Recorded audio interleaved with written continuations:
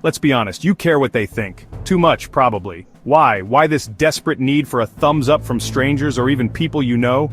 It's a question worth asking because this shit is messing with you. Seriously, this craving for approval, it's not your fault, not entirely, it's wired into us. Ancient survival code, fit in with the tribe or get eaten. Problem is, your tribe is now the entire damn internet.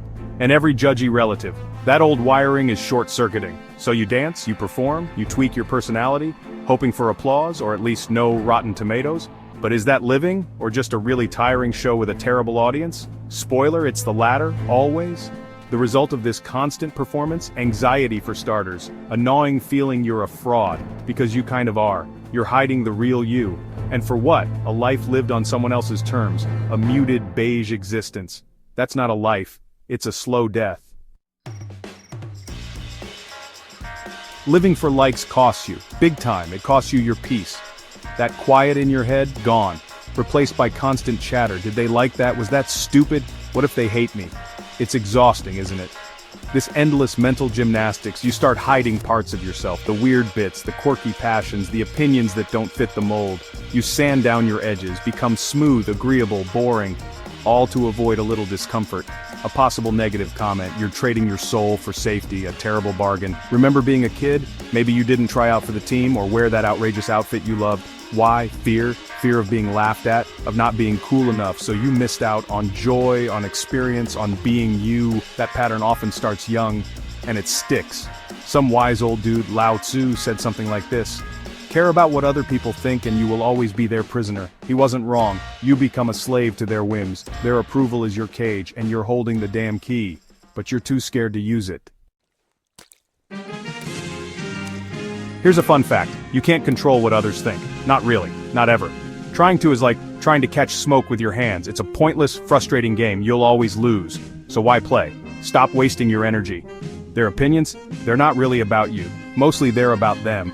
Their biases, their insecurities, their mood that morning, their shitty childhood, their unfulfilled dreams. You're just a screen they project their stuff onto. So let them. It's not your circus. Think about genuinely bold people. The ones who broke molds, artists, innovators, weirdos. They got shit for it, constantly. Did they crumble? Did they conform? Hell no, they doubled down. They stayed true to their vision. And that's why we remember them, not the critics. Their success wasn't in spite of them being different. It was because of it. Their authenticity was a filter. It repelled the assholes and attracted the right people. The ones who got it, who valued their unique spark. Being polarizing is powerful, if you're true to yourself. The answer isn't getting everyone on Team You, that's impossible, and honestly kinda needy. The real fix? You getting on Team You, liking yourself, warts, weirdness and all. That's the actual game changer. Everything else? That's just noise. Self-acceptance isn't about thinking you're flawless, nobody is. That's a delusion. It's about owning your imperfections, your screw-ups, your less than shiny bits. They're part of your story, part of what makes you, you. Not some airbrushed ideal, so stop chasing perfect. It's a myth. This is where freedom starts. Real, actual freedom. Not just a nice idea. When their validation, their judgment becomes background noise instead of the soundtrack to your life. Imagine that, not needing their okay, just your own, that's power. It's a fundamental shift from looking outside for approval to finding it within. It's not easy. Our brains fight it, society fights it. But it's the only path to not giving AF asterisk CT in a healthy way, and living a life that's actually yours. Alright, enough theory, time to do some work. Stop running from yourself. Let's get uncomfortably honest. It's the only way through. Grab a pen, or open a doc. No one's grading this, except maybe future you, and they'll thank you for it. First, the good stuff. List at least 5 things you genuinely, secretly, or not so secretly love about yourself. Your weird laugh, your resilience, your killer taste in music, no false modesty. Write it down, own it. This is your core. Now the tougher part. What do you fear judgment for? What parts of you do you hide? Your insecurities, your unconventional dreams, that hobby you think is lame. Be brutally honest. Write down at least 3. These are the areas where their opinions have power. For now, Ralph Waldo Emerson, another smart guy, basically said this: to be yourself in a world that is constantly trying to make you something else is the greatest accomplishment. He nailed it. Being you, when everyone wants a clone, that's not just winning, that's the whole damn point. Forget those rah-rah affirmations, or faking it till you make it. That's mostly bullshit. surface level crap. Real confidence isn't loud, it's quiet, it's solid. It's an internal knowing, not an external show. It's built, not just wished for.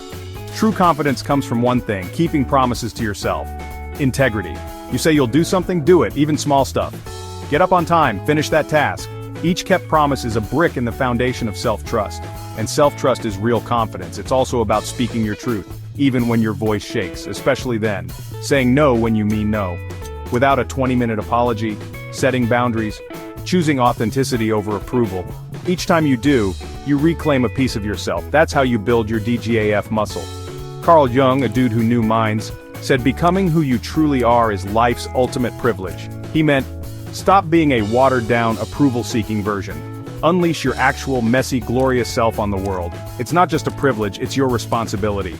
Your one true F***key king job. So we've talked a lot, hopefully some of it landed, but insight without action is useless. This isn't just feel-good fluff.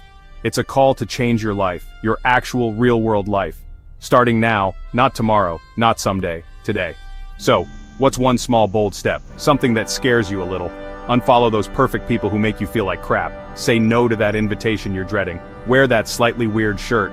Post that imperfect photo. Do one thing purely for you, no one else. You don't need a permission slip. Not from me, not from your mom, not from your boss or your partner, certainly not from internet strangers. To live your life, boldly, authentically, messily. It's your goddamn life. Start acting like it. The world needs your realness. This is your life, right now, not a dress rehearsal. Stop waiting for applause. Be true to yourself. Be brave enough to be disliked. Because the people who matter will love the real you. So what's one small F***CKU to fear you'll commit to today? Seriously, think about it. Do it.